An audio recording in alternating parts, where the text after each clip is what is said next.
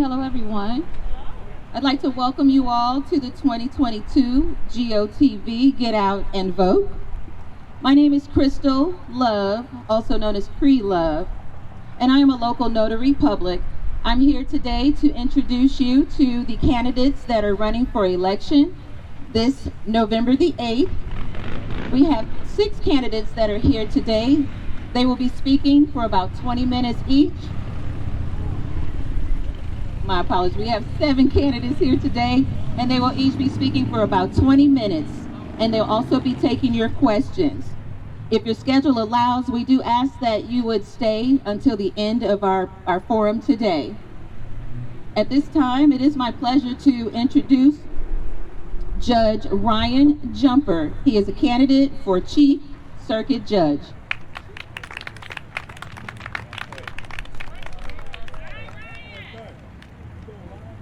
All right, well, thank you very much for that introduction. I just want to clear up, I'm not running for Chief Circuit Judge. I am running for Circuit Judge for the 3rd Judicial Circuit here in Madison County, and this is going to be the first year that we've got, and I'm telling you, I'm not hitting my mark.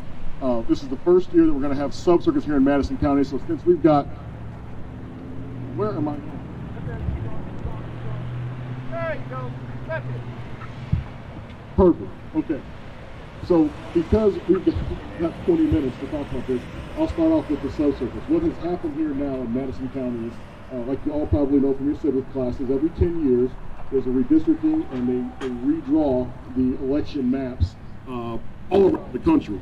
So one of the things that happened this year is that our legislature has redrawn the judicial map here in Madison County so that folks like, particularly the people here in Alton, have a chance to choose who they want representing them on the circuit courts. Our long history, there has never been a black circuit judge in Madison County, and not that that's the only reason, and diversity isn't just good for diversity's sake, but with the city with the rich history of Alton, and with a county with what I think of as a very progressive past, that have never been a circuit judge who looks like me or looks like the other candidate here, Ebony Huddleston, seems almost ridiculous. So we have a chance here now, because of the sub-circuits, to cure that long stain on our county, and hopefully in the fall, Ebony and I will both be elected, and there won't just be one, there will be 2 on that day for the first time ever. My name again is Ryan Jumper. I'm currently an associate judge here in Madison County. I preside over the probate, chancery divisions here. I also sit and hear assigned special law cases, being more of the corporate battles, contract law, those types of things. I have experience in a little bit of everything. I've sat as a misdemeanor judge here as well in Madison County. In my private practice, I started off right out of law school at Thompson Coburn over in St. Louis, which is a large, prestigious silk stocking firm here in the area, where if you're looking in the paper each week, you would probably see the types of cases that I was working on back then. After some time in the private practice serving mostly corporations, I decided I wanted to change my practice of law over to helping more workers and defending workers and their rights. And so that's when I went over to the Callis Law Firm in Granite City, and there really got my taste, first of all, for the feel for the people here in this first sub-circuit, with an office right there downtown in Granite City. I served as the city attorney for the city of Madison while I was there. I served as a Marion Township attorney, and really got a chance to see what people who live on the levee, who live on the riverfront, what their concerns are here in Madison County. I was happy to have been able to address a lot of that in my time there in supporting the elected officials that I had the honor to work with down there. And now I have been happy as a circuit judge as an associate judge these last 5 years, to continue that work in a role where I can have a more prominent and more direct touch on the outcomes in these cases. The difference between being an attorney, where you're responsible for the process, and being a judge, where you're responsible for the outcomes, is tremendous. In my role as a judge, I am always mindful of the impact that my decisions have on the people that come before me every day. It is my solemn vow to you, as both an associate judge and then hopefully then as a circuit judge, that I will always treat you with respect, that I will always explain the law to you, that I will always give the opportunity to be heard, so that at the end of this, we will understand the process together, and hopefully you'll have a sense of justice when you have left the courthouse when I'm involved. So, beyond that, I'm a 1996 graduate of Edwardsville High School. I was born actually right up the hill here at Alton Memorial Hospital and raised in Edwardsville. The fun part about this process is I've been finding more and more of my family in and around the Alton area as we go along. I got a bunch of them here with me today, so hello to everybody here.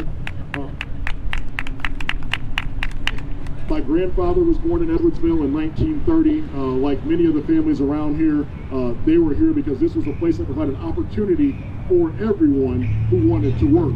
Whether it was Alton Steel or Olin Brass or the Winchester, I've got generations of my family who have worked here, there, in the steel mill down in Granite City, and Alton Steel down in Granite City, that have invested their blood, sweat, and tears in this community. My father, Anderson Jumper, just recently retired after 50 years working as a journeyman lineman for first Illinois Power, and then Dynegy, and then finally Airman when he retired. That's as an IBEW 309 journeyman lineman. He taught me the values that I have today and how to respect work above everything else, so that understanding that the dirty fingernails aren't a sign of a dirty person, they're a sign of a working man. And how you treat that and how you see that is an important part of how we as people are treated and how we people are being seen. And so just that one simple thing, I think, differentiates the candidates that I'm running with here today from some of the folks on the other side. And that we come from working class backgrounds. We had to work, we had to work hard to get from where we started to where we are. I didn't have anyone that could give me a trust fund. I didn't have any parachute to catch me if I was falling. Everything we're doing right now, I'm doing without a net. So I'm stepping out on faith, using the tools that my community has provided to me, the lessons that I've learned, the strength that I've gained, to try and do more and serve them in the best way I know how. Okay? So I don't even have 20 minutes in me, but I'll try and spend the next 5 at least speaking to some of what I see as what we as candidates can actually help and fix here in Madison County. So as a part of my time as a judge the last 5 years and during the pandemic, I've been instrumental in instituting new processes and programs that allow the courthouse itself to be a better place to be accessed by all the people. If you're familiar with the courthouse before, everything was done in person, and if you had a job or you had to be somewhere on that day, you had no choice but to be there, or a warrant was going to be issued for your arrest. Now, if you're like the people that I grew up with and the background that I come from, missing a day of work could put your job at risk. And so that wasn't the best way and the best place to serve our communities by making everybody come in. What we did at the beginning of the pandemic was we got new technology. And if I say new technology, it wasn't new to anyone else in the legal profession, it was only new to the courthouse.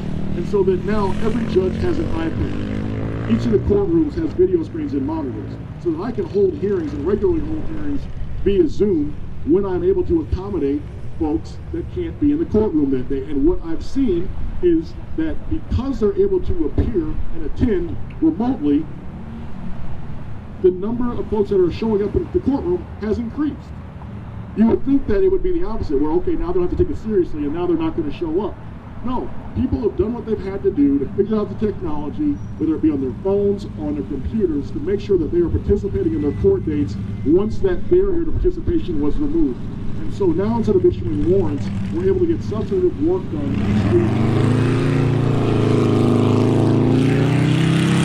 each week there in the courtroom when it's appropriate by Zoom. And that's been a really big thing over the last year.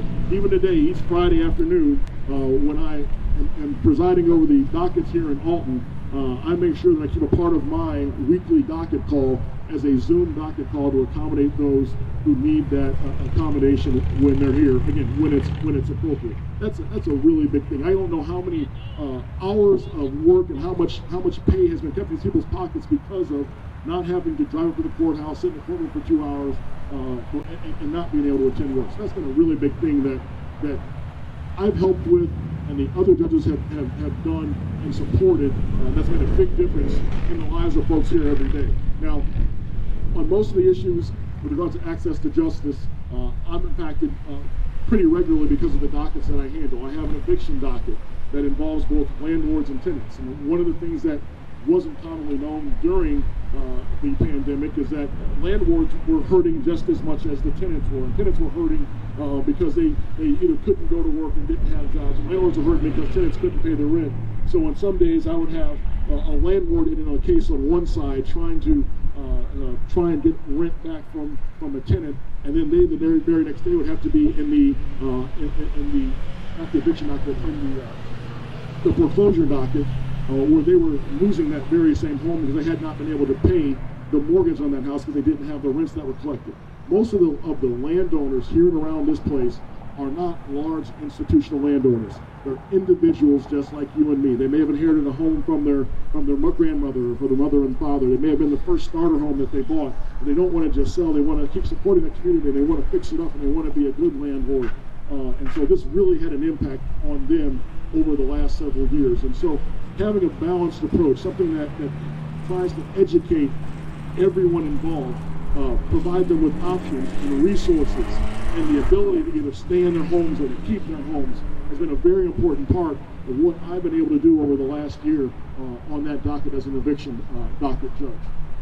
And I'll make this finally, I worked in both the family division and now the probate division, and so if you have anyone that you care about, then unfortunately at some point in time you're probably going to end up with either marriages and hopefully not divorces, but family issues, and then also, and I don't know if this might be a surprise to some of you, but we're all going to die someday, and so how the procedure is in place for all of those dockets is very important to how everyone is receiving and the business getting done there. And so then being transparent about the process, not having it so that you have a gaggle of lawyers that go to a corner with the judge and come out with an order, and you're not having had a chance to participate in any of that's never something that serves transparency in the judicial system.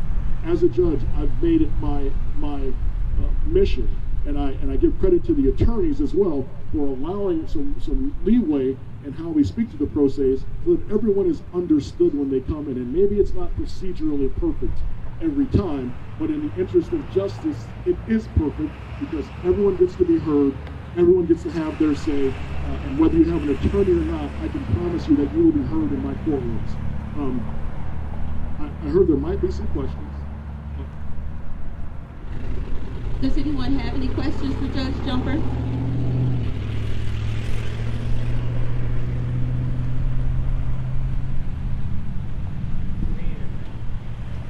Thank you.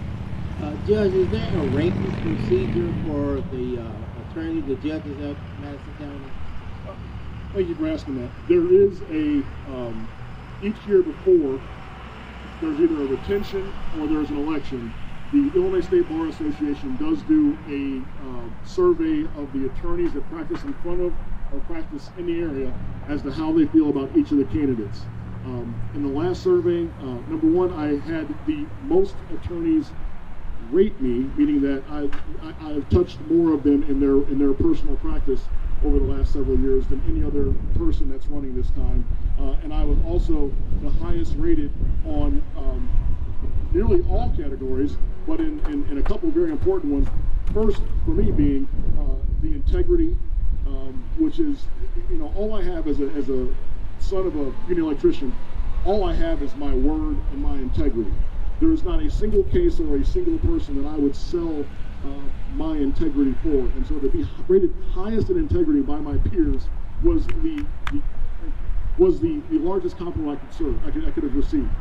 I was also highest rated in impartiality, which, like I said, if you come to my courtroom, you can expect justice. And it shouldn't be it shouldn't be something that has to be said out loud as you come to a courtroom and you can expect justice. I can tell you, when you come to my courtroom, you will get justice, and my peers have recognized that, and I appreciate that. I was also rated highest in court management. So it's not just that I'm coming to work and I'm sitting there and I'm enjoying the spoils of being a judge. No, I'm coming there to work. I'm moving cases. I'm doing my part in the process to make sure the work is getting done. And the reason that's important is because that helps reduce the cost of being involved in the criminal justice system or in the civil justice system. If everything takes twice as long as it has to be, and you have to hire an attorney for that entire time, that's costing you money, so that what could have been a large inheritance is shrunken down, and the attorneys walk away with all of that. And no one really wants that. The attorneys want the efficient process of justice as well, and so do the litigants, so that they can get on with the rest of their lives. No one wants to be at court but the judges, I'd say. And so everything you can do that helps make the process more manageable, to work faster, to work better, is something that we want to be doing. And I'm proud that my peers, again, said that I was the highest rated judge in those areas. And there's one more area that I've forgotten about, but you'll have to look at my literature to figure out what that was. But you can all go to the ISBA survey site and see the rankings for the 3rd Judicial Circuit Judge candidates and look up those ratings for yourself. So thank you for the question. We have one comment. Yes. Remember me, security guy.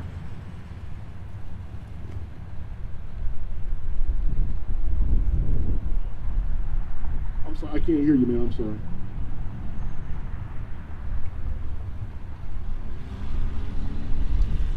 I said, I don't know if you remember me or not, but you got my security rental property security back for me.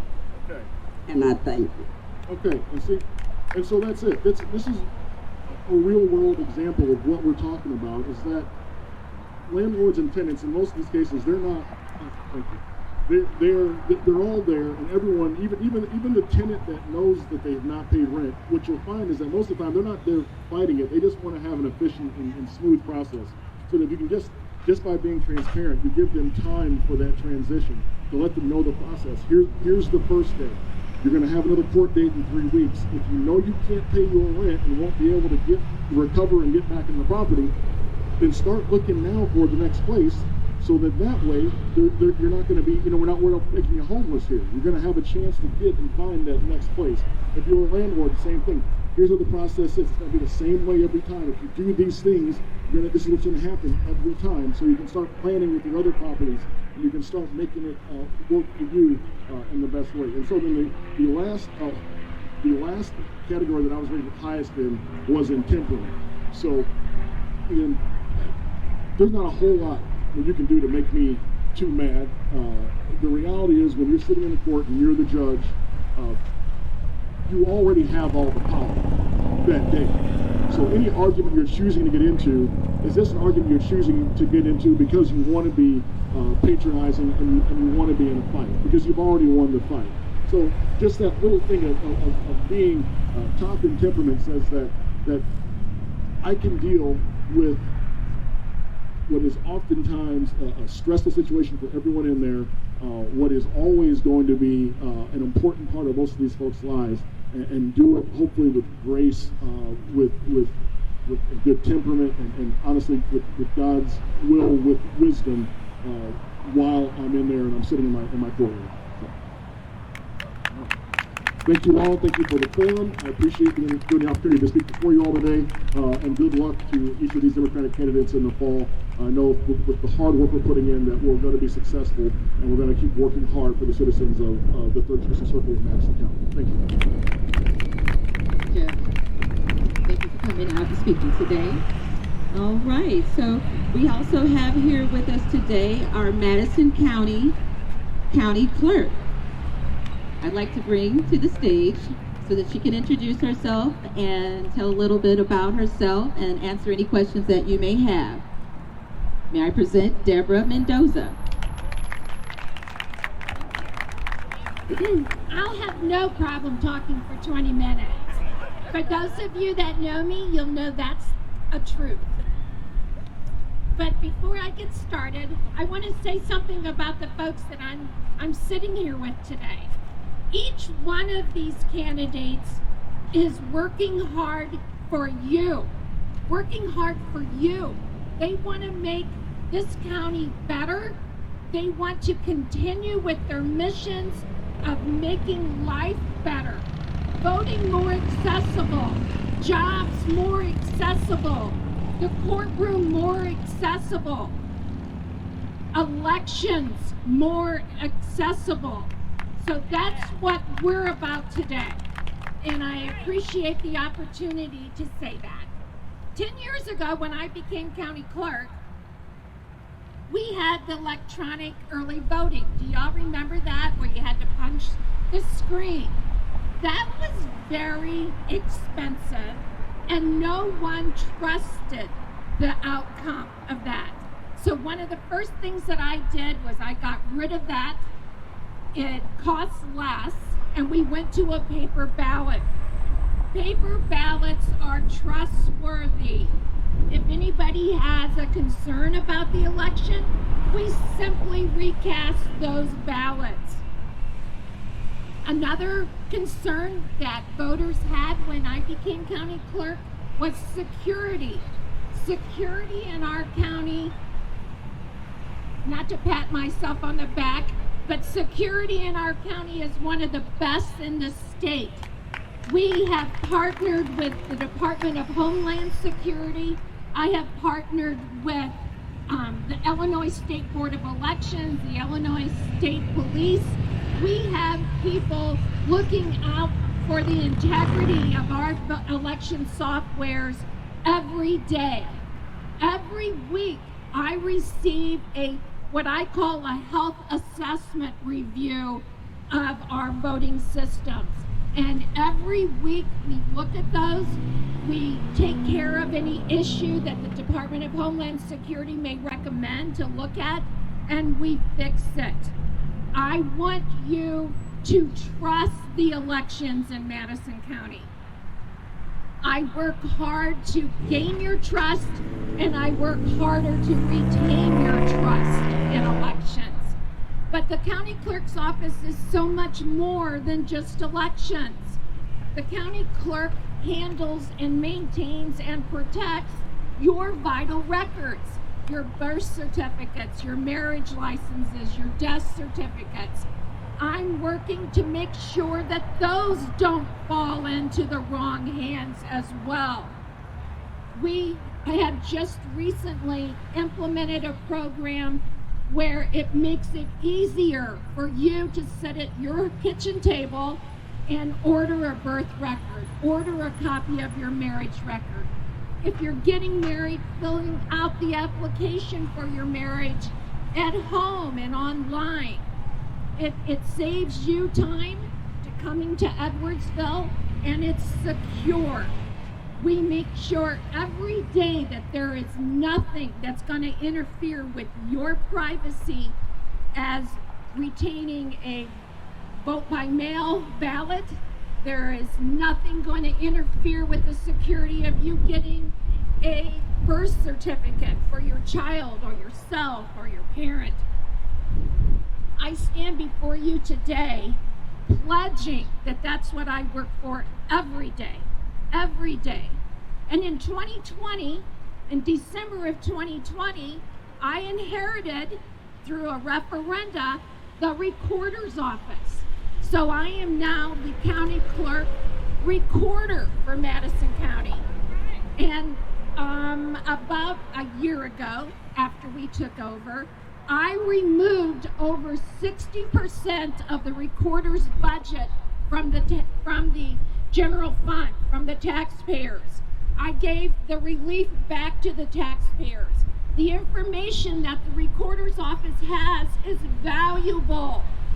All of the deeds, all of the sales, people want that information. Title companies, utility companies, they want that, and they're willing to pay for that. And that's how we're supporting the recorder's office right now, through fees and not on the backs of taxpayers. I would do that in the county clerk's office, but you can't pay to vote. So, I'm kidding. Everybody knows that, right? It was a joke. My opponent might be writing that down right now. On Thursday, one more thing about the recorder's office. We have recently implemented a property fraud alert. So if you sign up, if any time a record is recorded in your name, we send you an alert.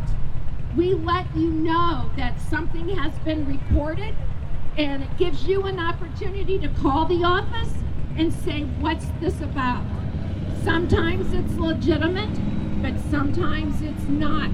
And it gives that property owner an opportunity, if it's not, the ability to contact legal counsel and find out what's happening.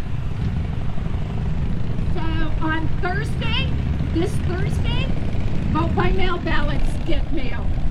It's the first day. It's also the first day to come to Edwardsville and vote early.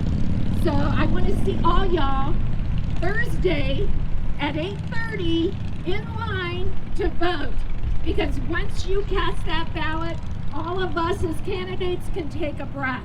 Like, okay, we don't have to keep coming after you. We'll go after someone else. I can't believe I'm at a loss for words. I think it's the heat getting to the back of my head. But if anybody has any questions for me, I'm happy to answer them. Hello, Debbie. This is Joyce. Yes, ma'am. And I'm a 40-year election judge in Madison County. You go.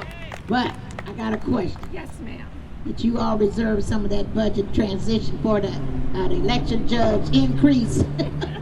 Well, as you It's know, overdue. As you know, it wasn't much, but we had a little bit of a savings in June from the election because so many of our co-workers called off to do other things like be poll watchers. So there was money left over and you were able to get a little bit of an increase.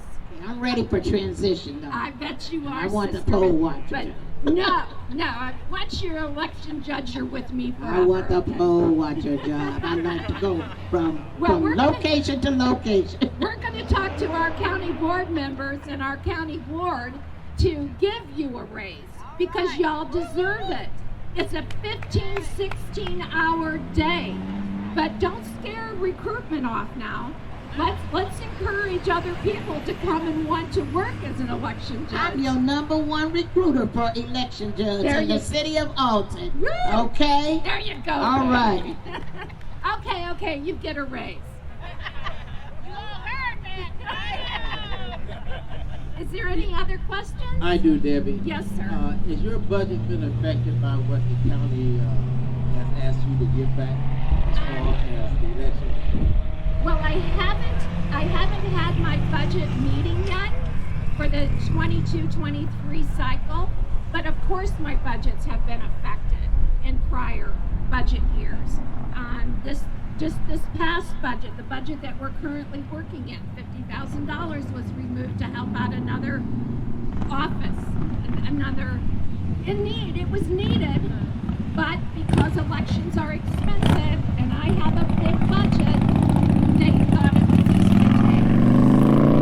we made it work.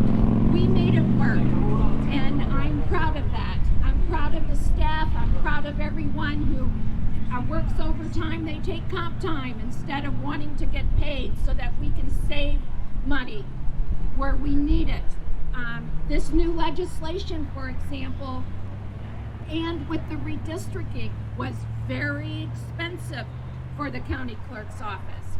We had to send out 3 rounds of voter registration cards to take care of the redistricting and all the changes in the districts. We have new legislation that required the county clerk to send out a vote by mail mailer. That was expensive, but we made it work. We make vote by mail work.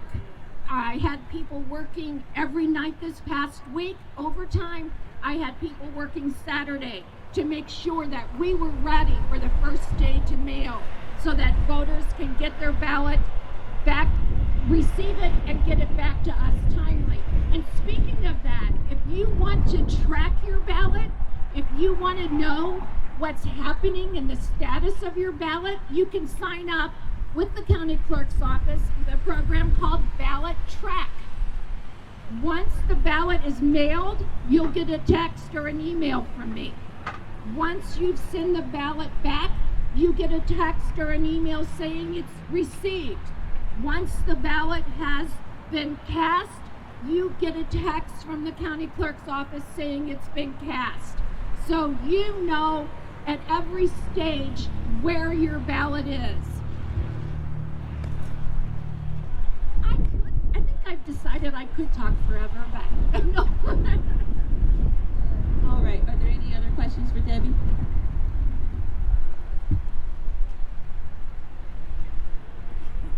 All right, thank you so much for your time. Yes, ma'am.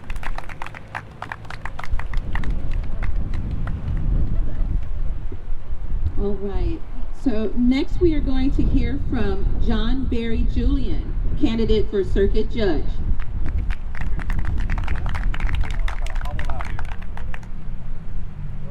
All right, can you all hear me? I always ask you, are you sure you want to hear me? The next one. Okay, all right. Well, Ryan's already said it all, except he has a lot better credentials than I have, okay? The attorneys that have been in front of him rated him very high. Most of them rated me C+, B-. And the reason why is I sued most of their clients at one time or another, and I gave them all kinds of grief to get the case settled in a favorable manner for my clients. For my clients were people who were injured. You drive up Broadway here and look off to the right, and you'll see the remains of the steel mill, the glass plant, the box board, go down in East Alton, Winchester Western, Shell, the old Clark Refinery in Hartford, the Amoco in East Alton. People that worked there were the people that I represented. So I have a very good understanding of the needs and the condition of working men and women. Now, I'll tell you a little bit about me, and you don't want 20 minutes worth. I'm going to try to hit some of the high and the low points. My family moved up here in 1961 when I was 11 years old because this was where you could go and get a job. Doc, you remember, you know what I'm talking about. Back in those days, anybody who was able-bodied, man or woman, could get a job in one of these plants. So my father, the place he worked at, went out of business. We moved up here. I've been up here ever since. I went to Alton High, graduated in 1968 one evening. The next morning, 7 o'clock, I started working in the tube mill at the clean steel. I spent about 2 years there. Went to Southern Illinois University on a full academic scholarship. While I was in school there, I also worked at the steel mill because they made provision for evening janitors. So I'd go to school all day, get off, go in at 7 o'clock, and work as a janitor until 11 o'clock at night. I did that for about a year. Altogether, about 2 years at the fleet. While I was in college, I worked at Snook's grocery store, which is an experience. Working in a steel mill, you work with stuff. It's dangerous. You can get hurt very easily. Working in a grocery store, you work with people. A whole other set of skills. You got to learn how. In those days, we had to make change, right? Nobody knows how to make change anymore. We had to learn how. We had to learn how to put stuff in bags. We had to learn how to keep people from being insulted and mad at you. You got to learn how to tell them no in a way that doesn't hurt their feelings or make them feel slighted. You got to give them advice on what to do. Like, should I buy this or that? Well, what do you like best? That's the one. You take that one, right? You learn how to deal with people. That skill comes in good in politics. After I got out of SIU, I went to Horseshoe Dental School. Graduated from there and came back here and worked as a dentist for 15 years in this town. That's where all those people skills really came in handy. I'm not going to hurt you. You got to trust me. Just do what I tell you. This is not going to hurt a bit. How many of you believe that? I don't see any hands going up. Well, it's close to the truth.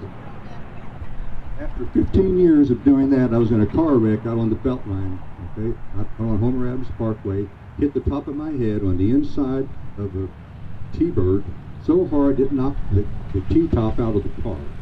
When the car stopped moving, I reached down to unbuckle my seatbelt, I couldn't feel that both my arms were numb, all the way down to the fingertips. I literally could not feel I was touching that belt. So I had to look down to see where the belt was and unbuckle it and get out before the car caught fire.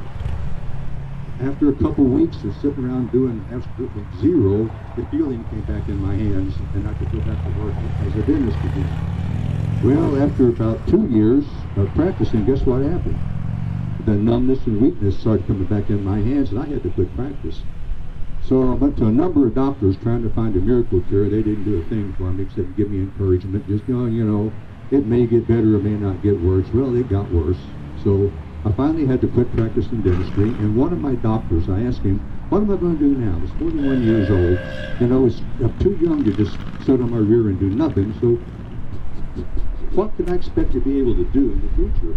And he said, you need to do a job that doesn't require any work. Be a school teacher or a lawyer. Well, given those two options, lawyer looked pretty good. So I went to St. Louis University Law School, got out, started up a legal practice, and practiced law for 25 years. And I represented people who had cancers and diseases caused by exposures in all these places around here where all these men and women had worked. I think it would be safe to say that through my firm, I probably have handled more wrongful death cases in this county court than any other lawyer or judge in this county court. The only one that comes close might be John Simmons, if anybody. So I've done a lot, been around a lot. Spent 2 years as an associate judge in family division, which was really a lot of fun and a real challenge. And then I quit to give a younger person an opportunity to get the job, and she did. And she's there and doing a very good job of it. Well, now, we just came from St. James Southern Baptist Church, and Reverend King was telling us that we're here because God wants us here. And if he wanted us, we'd be gone. Well, I look at it as that's why I'm still on this earth. I still have time to give and talents that I can give to the people in this county where I've made a lot of money and fed and taken care of my family for a long time. And I want to have the chance as a judge to give back some of what I have gotten. I've been married to a woman from Fosterburg for 45 years. 45 years to the same women. How many of you can even come? Most of you aren't even 45 years old. There's Doc waving at me. We have 3 adult children and 3 almost adult grandchildren. So I've got time now to spend as a judge. I think I've got the ability and the knowledge. Oh, one thing. On that study that Ryan mentioned, guess who was number 1 in legal knowledge? I wasn't really well liked, but I know number 1 in legal knowledge. So I'm ready to go to work if you will give me the chance. Now, I'm unemployed. I need a job. There's a job that I can do. Elect me. I'll do it. Anybody got any questions? No? Man, good. I got you all confused. Getting everybody confused works really good in court, too. Thank you so much. All right, so it looks like at this time we're going to hear from attorney Ebony Huddleston. She's a candidate for circuit judge. Welcome, Ebony. Thank you. Well, my fellow candidates who are running for circuit judge as well, Judge Jumper and former Judge Barry Julian, have said a lot about the process of what a circuit judge is, so I'll tell you a little bit about myself. First of all, it's a great, beautiful day to be out here, so thank you all for coming out and spending some of your time to come hear what we have to say. So I am born and raised here in Godfrey and Alton. I am the daughter of a coal miner. My dad worked at Monterey Coal up in the Harlanville area for years. My mom is a school teacher. They worked very hard to put myself and my older sister through school. I went to Alton High School, graduated from Alton High School as valedictorian, then went away to college. Went away to college down in New Orleans of all places. Then went to law school in Ohio.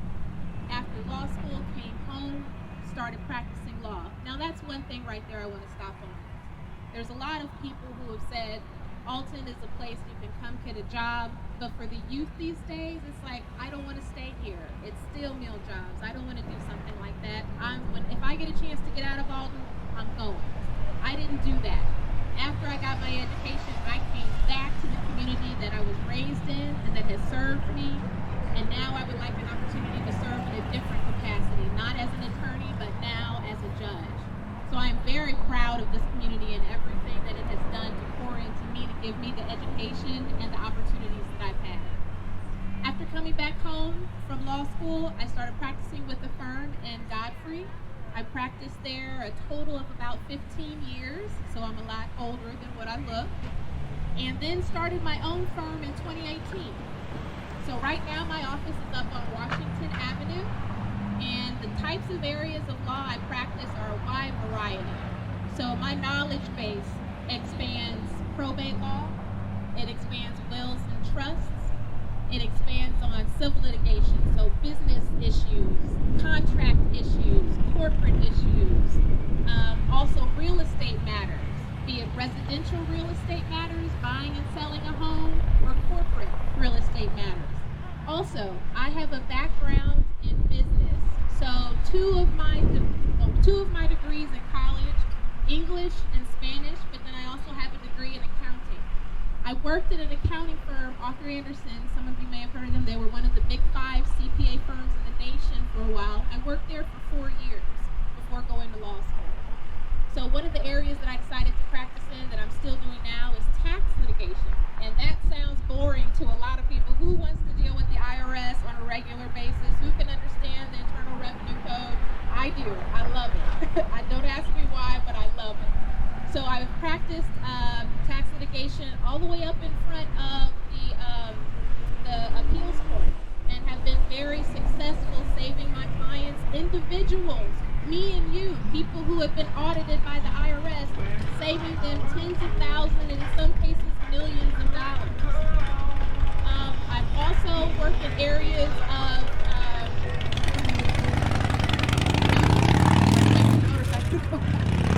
I don't do any criminal law, but I have done a little bit of personal injury, not to the extent of Mr. Julian here, Judge Julian, but I have done a little bit of probate or personal injury as well. And I say that because I want you to understand that my knowledge base is expansive. I have an extensive court record, meaning I am oftentimes in court, not just here in Madison County, but in Macoupin County, Jersey County, Bond County, Calhoun County, Adams County up in Quincy. I am always in the courtroom. So not only do I have the education and the credentials of being an attorney and the knowledge of what the law is, but also the experience of practicing that law and implementing that law into certain fact scenarios, which is what's required of a judge, right?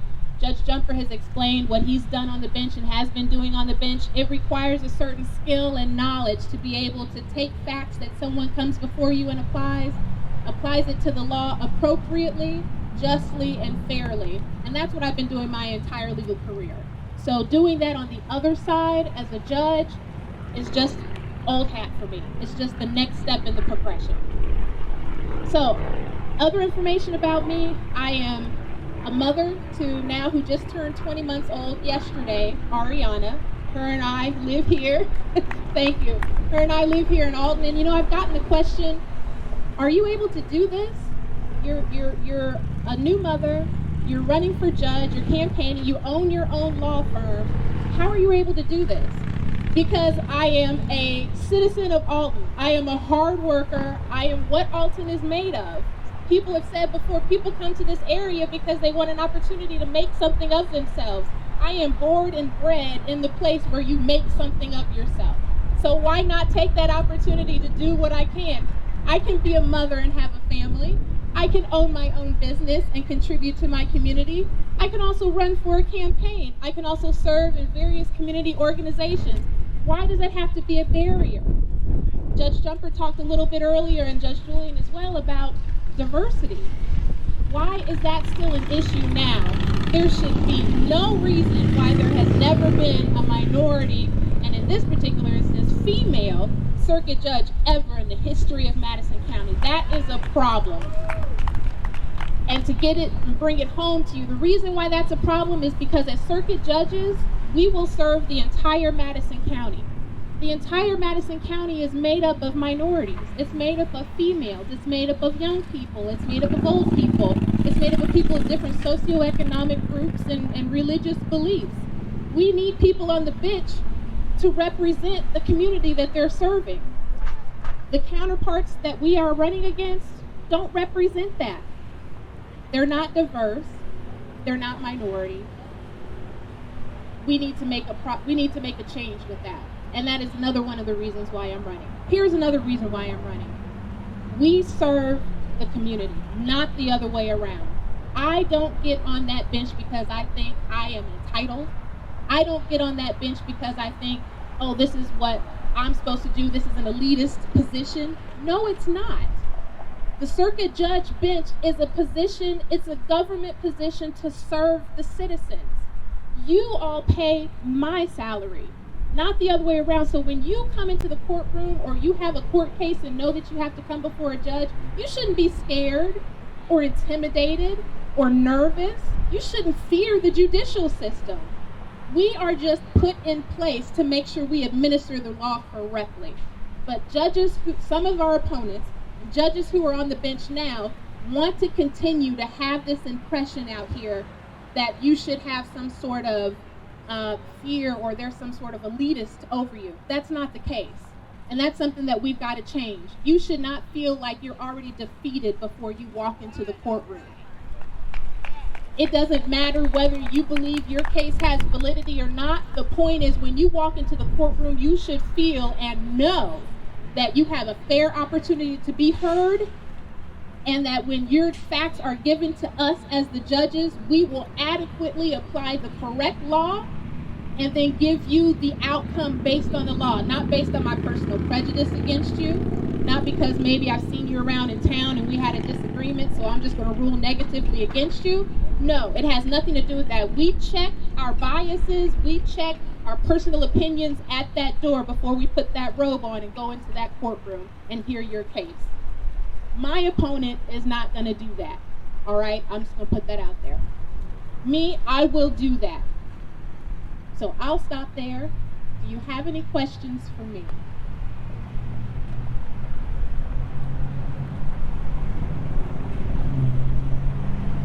I don't have a question, I have a comment. And this is being directed to you, but applicable to every one of the candidates here. I was in a session on yesterday that brought out the word careers. And they said, as long as people put the word care back into careers, we can advance as a people of these United States. And I appreciate your showing the concern that you care, because that is so important. Many people go into courtrooms and feel defeated before they get there. Many people won't go into courtroom because they feel they have failed before they even enter there. But we need people who care enough to be fair, because they too have to answer to God. So I just wanted to comment on that. Thank you. Thank you so much. Look, I practice every day because I care about the person's case I am representing. This is not a hobby for me, being an attorney. I am honestly, truly wanting to help someone who needs assistance in the legal arena, someone who just is not able to navigate the law on their own. That's why I'm here. And the people who come to my office and hire me, decide to hire me, again, I work for you all. You all who decide to hire me as your attorney will feel like, you know what, she actually cares about my case. I'm not just a number to her. I'm not just a file number to her. I don't believe I've had any client in all of my years of practice who was like, you just didn't care about my case. If anything, I go home and I lose sleep over trying to figure out how to maneuver your case the way we want to, right? So on the bench, it's the same thing. I understand that you're coming before me because I served you. So I need to make sure I give you the respect you deserve as a judge and as a litigant, to hear you fairly, hear you clearly, and then be honest and impartial and transparent with you when making the decision. Thank you. Can you expound on what will happen with the associate judges if you guys are not elected? Great question. So the circuit judges when we are elected, we appoint the associate judges. So the associate judges will hear cases based on who the circuit judges decided to put there. So if we are not elected, then we will not have circuit judges who care about people, unions, hard workers, to appoint associate judges to hear your cases. You will have people who do not care about what your interests are, do not care about how hard you've worked, do not care honestly about your family situation. They're just getting on that seat so they can say that they've got that seat and push their own agendas. Us three judges, we will be making sure that the associate judges that are chosen and appointed and that are going to hear your cases are going to make sure that they're fair with you and that they hear and that they care about what's coming before them. We care about you. So that's one of the biggest things. We appoint, the circuit judges appoint the associate judges. We have another question.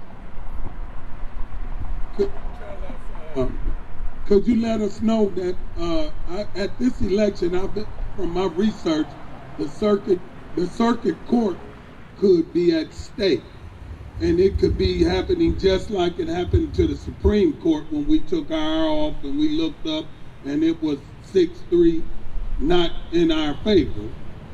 Same thing could happen here in Madison County. Could you tell us that what happens, because you just said the circuit judges are ones who appoint associate judges. So what would happen if we were to lose these seats, and how many years would it be before we have an opportunity to appoint another circuit judge? Thank you for that question. So the circuit judges, if us three are elected, Democrats will control the circuit judges. There will be more Democratic circuit judges than there will be Republican, which means then us as circuit judges will be appointing the associate judges. And we won't just obviously go along party lines. We're looking for the best candidates possible, but obviously we're taking into consideration those that have the same interests that we do as far as caring for the citizens and the litigants that are going to come before us. With the new redistricting that occurred and the new legislation that became effective January 1st, this first judicial sub-circuit is brand new. So this is something that has not been voted upon or been part of an election in Madison County ever before. This is the first of its kind. So our area includes a little of Godfrey, all of Alton, all of Wood River, Granite City, all around the refinery, Roxana, Hartford, Venice, and Madison. These are the folks and these are the individuals. You all are the ones that are going to be electing and having the opportunity to elect us as judges. In the event we are not elected and you don't come out to vote for us, then Republican Party will control this area of the sub-circuit of our Madison County, which means that it will be, more than 10 years or so before there's an opportunity, most likely, of a Democratic circuit judge being elected again. So what that means is, if we are not elected this time, Madison County is looking at a long legacy of Republican judges on both the circuit level and the associate level making decisions about their lives. So it is imperative that you vote for Judge Jumper, Judge Julian, and myself this November 8th, or early voting, as the clerk mentioned, which starts September 29th, to get us in there, so that we continue to make sure Madison County and the working class of Madison County have a fair chance and fair representation. That will not happen if you do not vote for the three of us judges and get us on that bench. Flat out, that's all it is.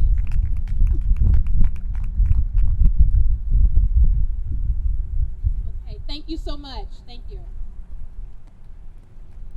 Thank you for your time. All right. So, looks like we have up next State Representative Joe Silkwood.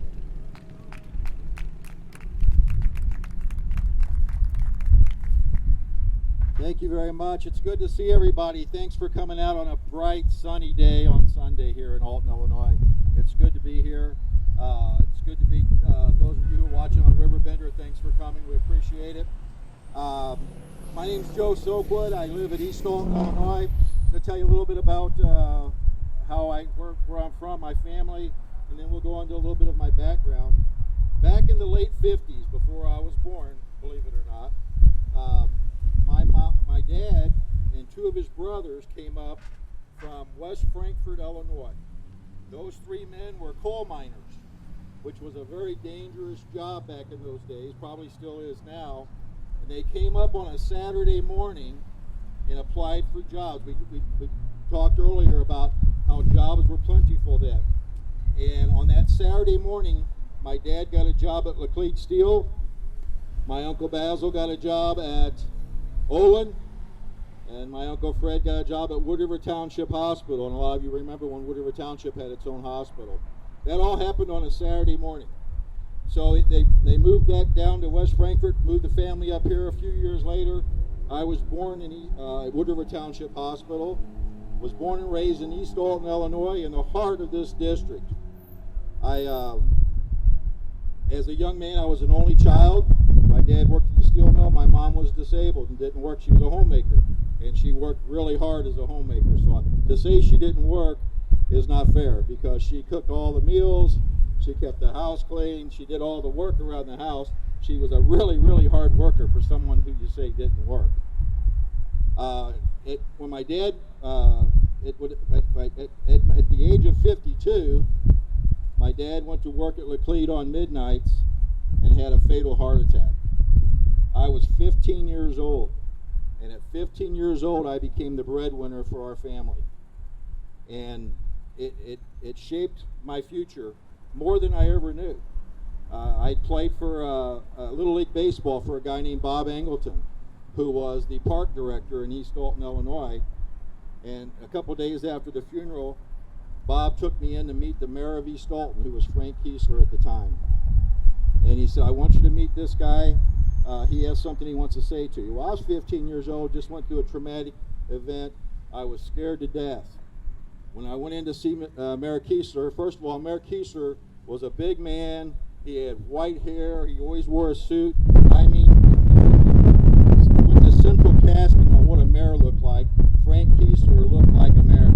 And I was scared to death. I remember when I sat down, I was so nervous, I sat on the arm of the chair and almost fell on the floor. That was my first meeting with the mayor. And he said something to me that shaped the rest of my life. He told me, he goes, Joe, I've heard what happened with your dad, and I just want you to know this. As long as you work hard for the village of East Alton, because I was working in the Parks Department, as long as you work hard for the village of East Alton, you'll never have to worry about a job, and you and your mom is going to be okay. And I never forgot that. And now I look back on that, and I realize that's what shaped my life and why I went into public service. So fast forward, I go through high school, which was a goal of my mom, was to graduate from high school. I figured I would go graduate from high school, maybe get a job at one of the plants like my dad did. The difference was I was able to play baseball. And so it became apparent when I was in high school that several colleges wanted me to go play baseball there. And I'll be honest with you, I was more interested in the baseball than the school at the time. But I was able to go and get education and bachelor's degree in education, and then I got a master's degree in public administration, and that kind of shaped my career going forward. I've got 3 grown children. My oldest is a surgical nurse at St. Anthony's Hospital, so obviously I care about healthcare, and I'll talk about that a little bit later.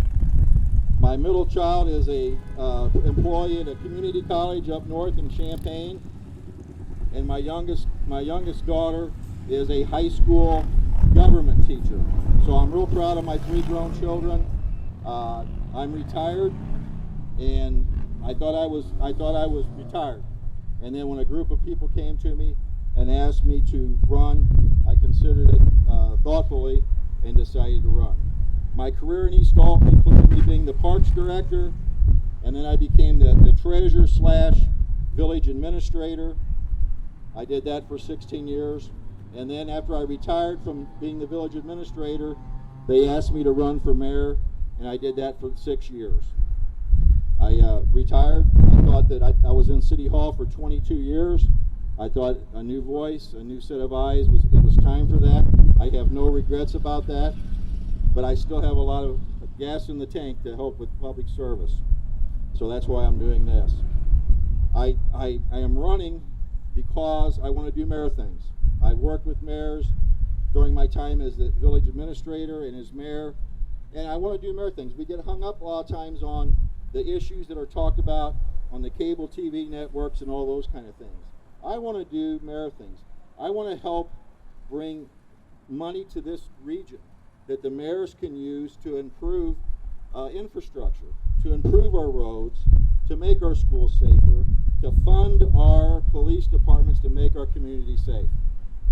I can tell you right now as a mayor, the most important thing that mayors do is make sure their community is safe.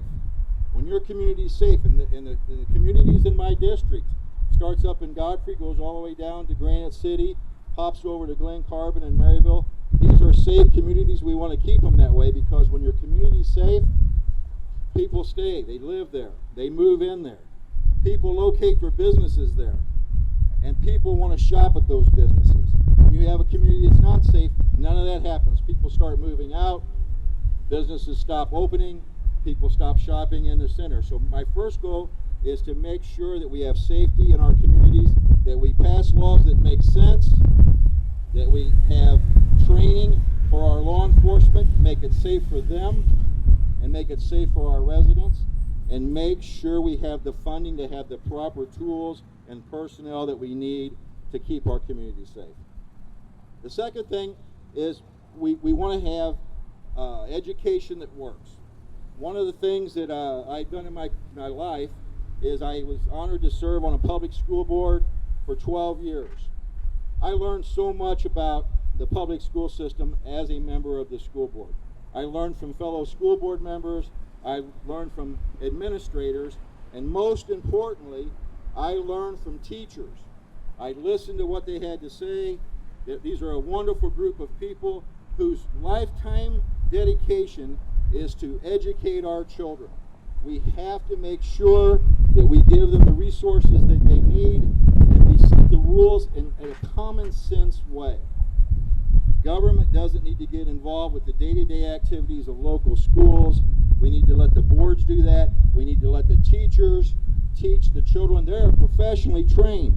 They know what our children need. We need to let them do their job, and we need to butt out of that. And that's I feel strongly about that. Thank you for the couple people feel strongly about that too, you guys. Thank you very much. Economic development. One of the things they talked about when they recruited me was the success in East Alton with Eastgate Plaza.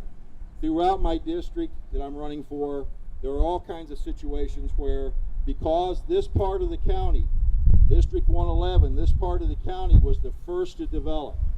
So now it's been here the longest. There's some things that need to be done. It's just like your house. The older your house is, the more infrastructure, more things you have to do to repair it. Well, that's what we need right now, and we need money to do that. I've talked to every mayor. Mayors have great ideas on what they can do to improve their community, but it takes money. And I'm going to tell you right now, I've been walking door to door for 3 months. I haven't had anybody yet tell me, I wish you'd promote raising taxes so we could get stuff done. It's the opposite of that. What they want is they want somebody to go up there and tell Springfield that there's a Southern Illinois and we want some of that money coming down here to help us out. And that's what I intend to do. I'll go up to Springfield and say, don't forget about us in Southern Illinois. We have roads, we have schools, we have law enforcement. We need money to help us get those things right. And that's what I pledge to do. And I'll be loud because somebody told me once they wanted an old guy with a big mouth. And they got one when they got me to run for this. I'll go up there and I'll make some noise. And they'll know that I'm there. So another thing is we've got to find a reason to keep our children and our grandchildren in our communities. And that reason is we have to have education opportunities. We have to have vocational training. My gosh, the jobs out there, there's a shortage of workers for jobs that pay $35 an hour. We've got to match our children and our grandchildren, and we got to get them the training to do these jobs. We've got to have jobs, new areas of investment in our communities for for the jobs of the future. We all know that our tax base, our big plants are smaller now than they were. We've got to find jobs that come in and take their place. We've got to provide jobs or our kids and our grandkids are going to move away. And this is too lovely of a place for that to happen. So I'm for education. We got to make sure everybody has an equal opportunity to get educated. I'm for vocational training. Whoever came up with the idea a few years ago, and it's been several years now, that everybody needs to go to college, I hope we all realize now that was wrong. There's a lot of good jobs out there, and we need vocational training to help our young people get jobs that pay well so they can raise their family, they can have a quality life, and that's all we want. We just want a good quality of life. Thank you. I appreciate the applause. I needed to take a breath. The other thing is I talk to people door to door, and as I get to that age, I get closer to the age. Our health care costs are way too high. It is not sustainable. We have people that are making choices between groceries and paying for prescriptions that keeps them healthy. It is imperative that we pass law in the state of Illinois that puts caps on insulin. Insulin's driving families into the poorhouse. It shouldn't do that. People have a right to be healthy. We also have prescription drugs that are out of control. We'll make sure that they're affordable, that there's programs out there, and we'll eliminate price gouging. It is not right for people to make millions of dollars on the backs of the people that need the drugs to be healthy. And I pledge to do that too. In short, I've been asked, why run? And I can tell you right now, as I look, I'm literally, for those of you at RiverBender, I'm literally overlooking the Mississippi River. When I played baseball, I had a chance to visit towns all over this country, even out of this country. And I can tell you, I am still in love with this area. They're not building rivers anymore. It's a beautiful river. There's a lot of potential here. This town, Granite City, Wood River Township, these areas, the reason why it was developed first was because it was the best. And I still believe that. I think we have to work hard to keep that going. We have to work to make sensible laws, and that's what I am running for, to go to Springfield and try to do that. So I'd entertain any questions if anybody's got any questions.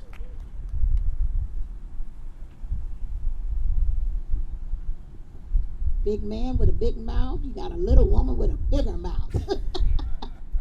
Okay, I've heard what you said, and I'm in agreement with that. But one of the things that I hear that I didn't hear that's missing, I don't hear the investment in our young people to become the future leaders in our communities.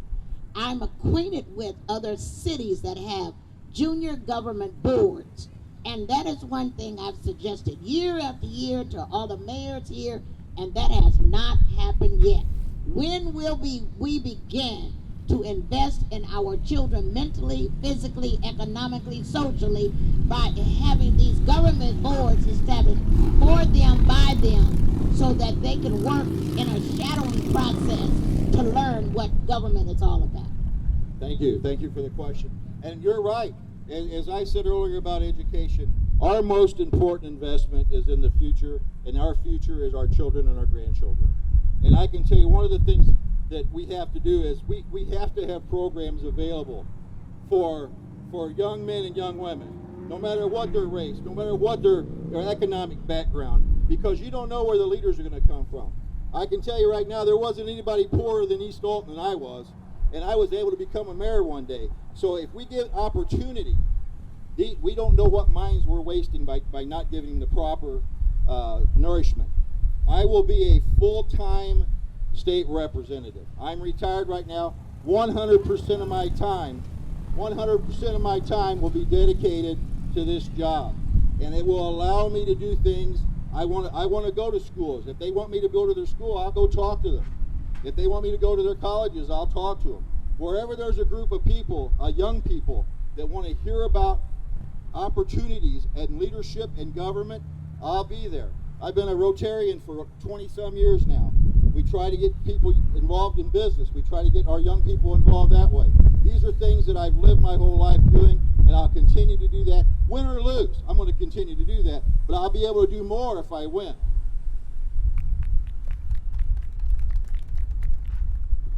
Mr. Silkwood, your opponent was not in favor of the sub-circuits. Can you expound on that? Well, I mean, first of all, I support the circuits 100%. Every area deserves to be represented. And the circuit judge vote is nothing new. It's been all over the state. We have this situation where counties are different. I can tell you that the diversity in Madison County is very different. Every community member should feel like when they walk into a courtroom that they are represented by, or not represented, that they are being judged by somebody who understands where they came from. And the circuit judge system is the best method to do that. Doesn't matter if it's in the First Circuit or the Second Circuit or the Third Circuit or the Fourth Circuit. There's 4 circuits. But people should go to court thinking that the table is level and they get a chance to do that. I would have voted for it. I would have never voted for not having my district represented by judges. I would have voted for it. Yes, ma'am.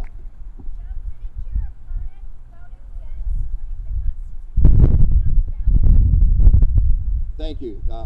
Didn't your opponent vote against putting the constitutional amendment on the ballot for workers' rights? Yes, thank you for the question. I support workers' rights. I am the son of a union steelworker. I believe strongly that workers have the right to form together and bargain for their wages and their benefits. I can tell you that a union community lifts up the rest of the community.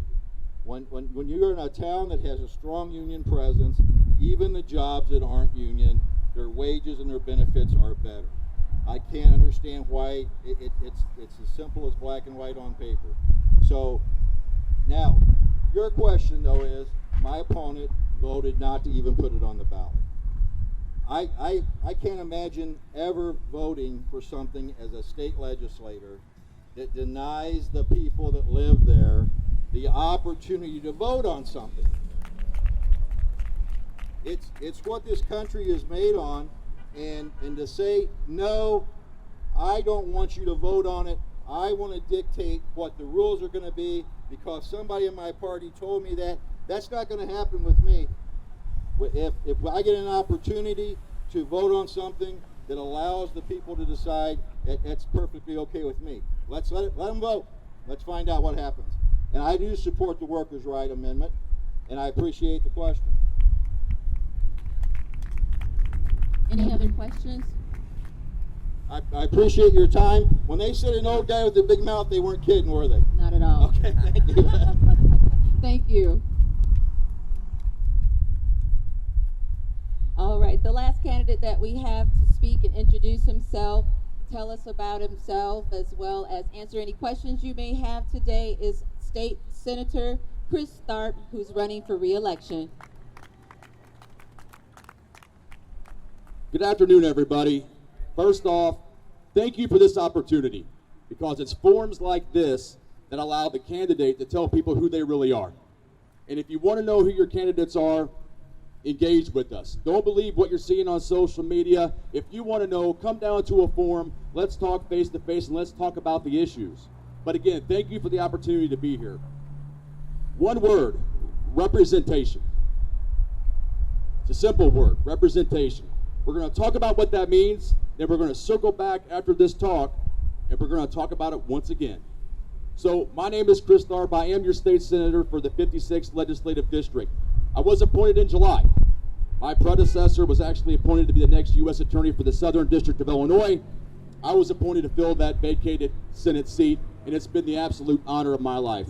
I'm going to tell you about my journey and why I believe I'm the best candidate for Springfield to represent this district. Everybody's journey is different, but I'm going to share with you mine. I was born and raised in Wood River, Illinois, to a single mother. When I was born, my father left and he chose not to ever come back again, never engaged with my family again. My mom, a young housewife at the time, was left to her own volition to figure out a way to raise me and my older brother, who was 10 years at the time, 10 years old. So my mother became a certified nurse's aide, a CNA. Very difficult job, one of the toughest jobs that I know. And she picked herself up by the bootstraps, and she made a lot of tough decisions, and she worked a lot of long hours. We were able to rent a little house in Wood River. We rented a little house in Wood River, and we forged ahead as a family. My mother, again, one of the strongest, most courageous women that I've ever met, one of the hardest workers. But the hours were long, the pay was low, so we had to depend on welfare, food stamps, the medical card. If it wasn't for those types of opportunities for my family, I don't know where I would be today. I don't know where my brother would be today. But thank God that was there for us, because that's what pulled our family through. Didn't have a car in my family until I was a senior in high school. My mom would walk to work one direction, I would walk to school the other. It allowed me a perspective that I haven't forgotten to this day. I know what it's like to stand in line for powdered milk, peanut butter, and cheese, because I did it with my brother. Thank God it was there, because it got us through. Things got lean, that cheese and that peanut butter sure would stretch, and I'm glad that it did. Went through public schools in Wood River. Went through K through 12, Lewis and Clark, elementary and junior high, and Wood River High School. Public schools, if it wasn't for the educators in my life, if it wasn't for the role models as a young person, again, I don't know where I would be. And I think all of us probably have a story like that, but I'm the benefactor of the goodwill of many men and women within the community. Would not be where I'm at today without them. At 18 years old, I became a police cadet, Wood River Police Department. And born from that was my love of service, serving others, law enforcement.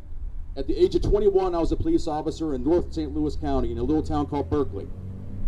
I worked there for several years, and I'll tell you what, a wonderful,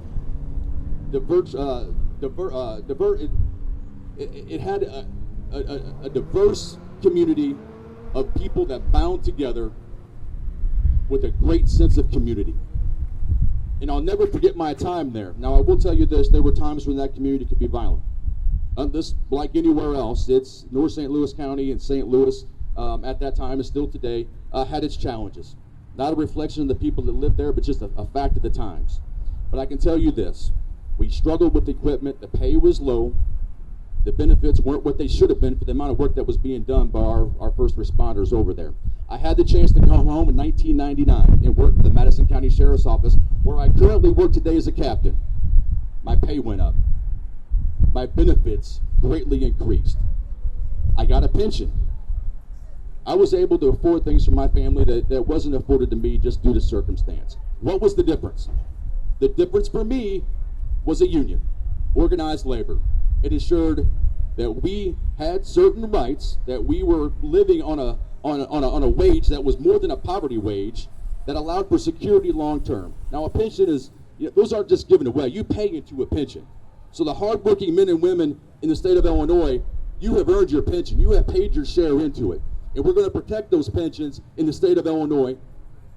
One of my priorities. And that's always going to be that way, and it's going to be that way with these candidates as well. So I started my career in the late 90s at the Sheriff's Office, and I'll tell you what, it's been the joy of my life. But through hard work, I've been able to move up. I spent most of my career as a detective, became a deputy commander in the major case squad of Greater St. Louis. I have worked in every single city within this district. I know the people. I know their concerns. I know their struggles. Crisis negotiator. I'm a crisis negotiator for a team that covers 11 counties. So when you need somebody to come in and de-escalate a situation, I'm the person they call in. And I'm going to tell you why that's important. There's a lot of tough discussions that occur in Springfield. A lot of tough decisions have to be made. We got to stand up for Southern Illinois values in Springfield. And I can promise you this, I will not be the one blinking in those meetings. I am not going to be the one that has a problem speaking up for the community that raised me. And I know that I can speak for these candidates over here to my right as well. We all share that in common. I was the first person in my family to put himself through college. Very proud of that. I was an adult learner.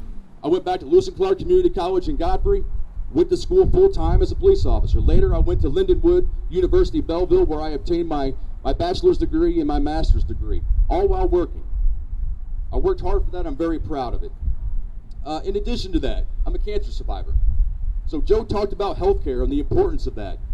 Something that I'm very proud of, my family history with cancer. Now, nobody wants to have that in their family, but I think we all know someone, or perhaps we've been affected by it ourselves. My mom's a cancer survivor. I'm a cancer survivor. I know what that feels like when you get that news. And the last thing you should have to worry about is, how am I going to afford my medication? How am I going to afford the treatment? And is the debt that I incur going to bury my family? I know what that feels like. I've been there. And I can promise you that I'm always going to fight for those that are in that situation. We've got to take care of our communities. We've got to drive those prices down. Prescriptions have to be affordable. We cannot break the backs of the folks that need the help at the time that they're most vulnerable.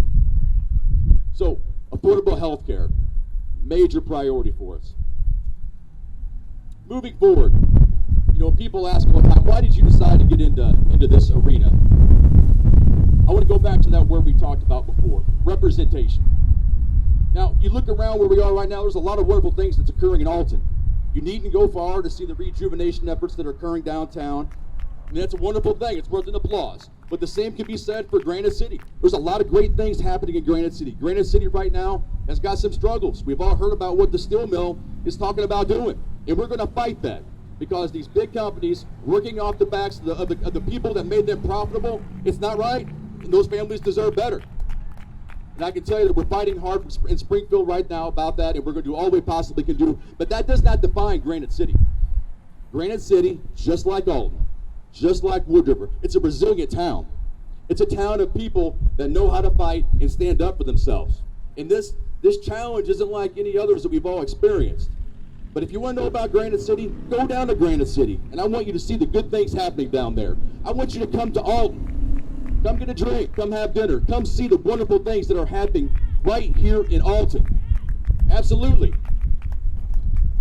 Wood River, my hometown, lots of wonderful things happening there. Go visit downtown and go check it out sometime. Edwardsville's the same thing. Wonderful things that are occurring.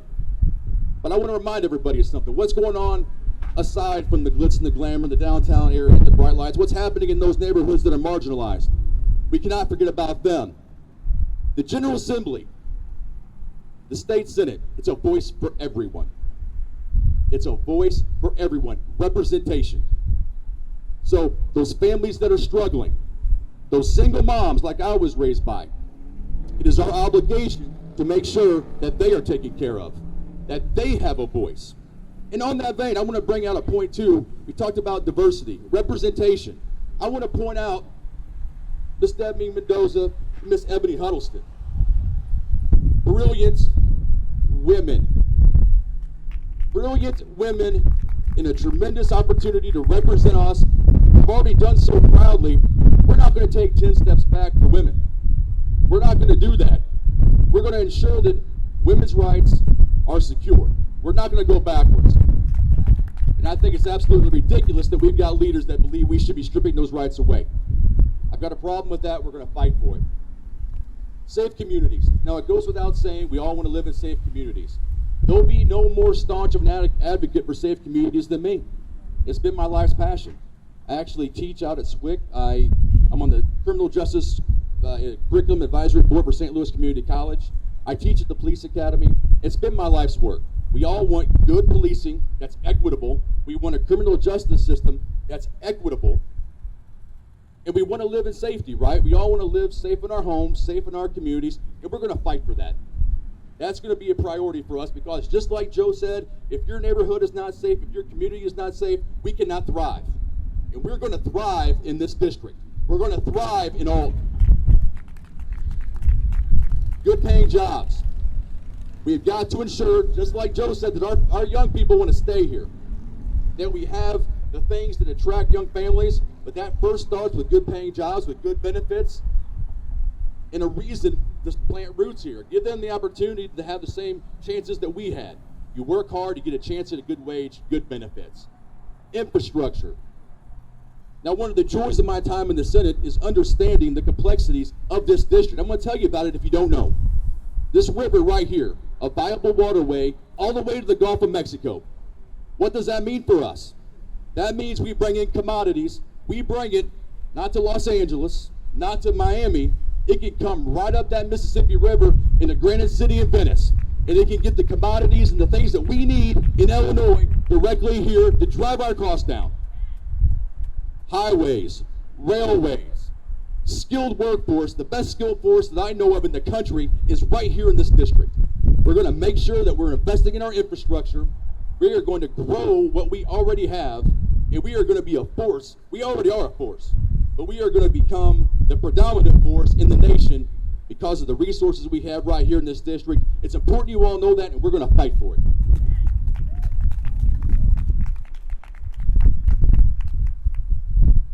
I told you about my journey. I told you about, how life can just collapse on you, and it can feel overwhelming sometimes. I know what that feels like. We all want good schools. We all want our public schools to be well financed. Our teachers deserve to pay the pay that they earn because they have one of the most difficult jobs that I know of. We're going to pay our teachers right out the gate. We're going to make sure they're compensated. But yes, and that deserves an applause because they're teaching the next generation, right? They're the ones that are going to lead us to the light. Is the next generation, our young people. But we got to find a way to make sure that we're not just funding our schools through our property taxes. We got to do something to get that crush off of our hardworking men and women in our communities. And let's put the onus back on the state to find some ways that we can start supporting our public schools, not just off the backs of our people that live here that are working so hard just to get by day to day. I think that deserves an applause. We need to fight for our schools and for our young people. Lastly, representation. What does that mean? You need a voice in Springfield that is from here, that understands what struggle is, that has pulled themselves up from those struggles to make something of themselves the hard way. Everybody that's before you here, it's earned. Nothing has been given. You need that perspective in Springfield. We've all heard about the Safety Act, right? It's a big thing right now on social media. There is no one in the General Assembly more qualified than me to go up there and work out these issues that are being brought up right now in the communities. That's right. And it's my honor to do so, and it's my obligation to do so, and I promise you that I'm going to do it.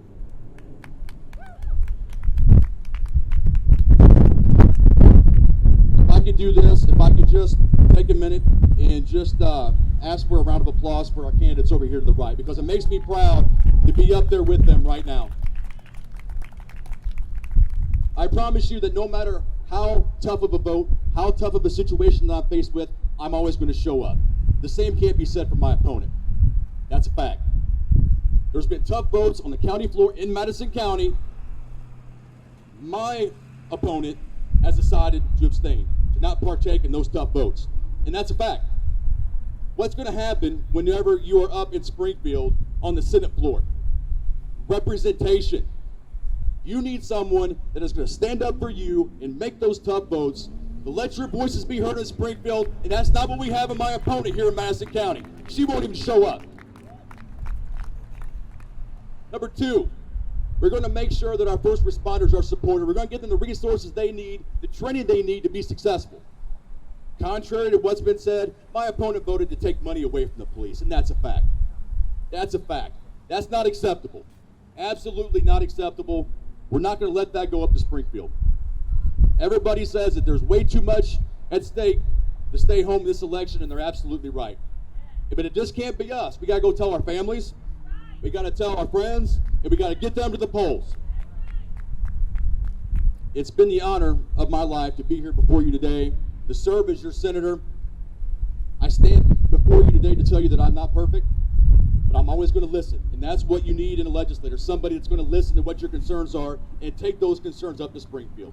I'm going to fight hard for you. I stand before you humbly, and I ask for your support. I ask for your vote. I need your help.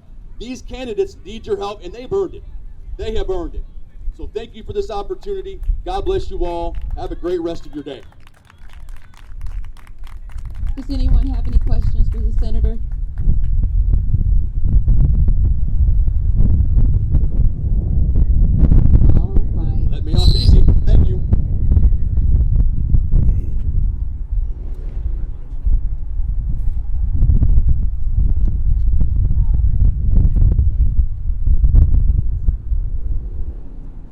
So the question, where's my office? So that's a great question. Thank you for asking. I have an office in Wood River, down at the City Hall, and I also have one in Maryville. And what I want you to know, accessibility. My office is always open. And there's nothing too small or too big for us. If we don't have the answer, we will find it for you, because that is our job. And don't let anybody let you believe anything else. Our job is to serve you. Without you all, we don't have jobs. So I want you to know that my Senate office is always available. You call me. If I don't have the answers, I will find it. We will work tirelessly to address what your concerns are. We'll get it worked out.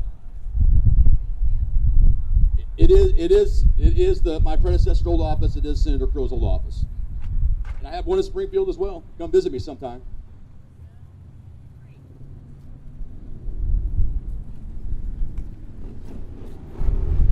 To Senator Tharp and to the entire list of candidates, as an elected official, I know how you feel. I know where you're at. But I'm here to encourage you, to let you know that if you keep doing what you're doing, you're going to make it to the finish line. You're going to be victorious. But we are also accountable, not just them. We got to get out there. We got to talk to our friends, our family, our enemies, our whoever, and get them to the polls. That's our main duty as citizens. We got to do that. Thank you, Rosie. All right, so this does conclude our 2022 GOTV Get Out to Vote. We just want to thank all of our candidates, and at this time we can give them one more round of applause. We want to thank all of you for coming out on this hot, beautiful day, taking time out of your schedule to sit and learn what the candidates can do for us and our communities. I just want to remind everyone before we leave of a few important dates. The last day to register to vote is October the 11th. Early voting begins in Madison County on September the 29th, and it begins in Alton October the 15th, and they both run until November the 7th, the day before Election Day, which is November the 8th. We hope to see you all at the polls before then, but if you cannot, please do get your family and your friends and come out to the polls and vote for your future.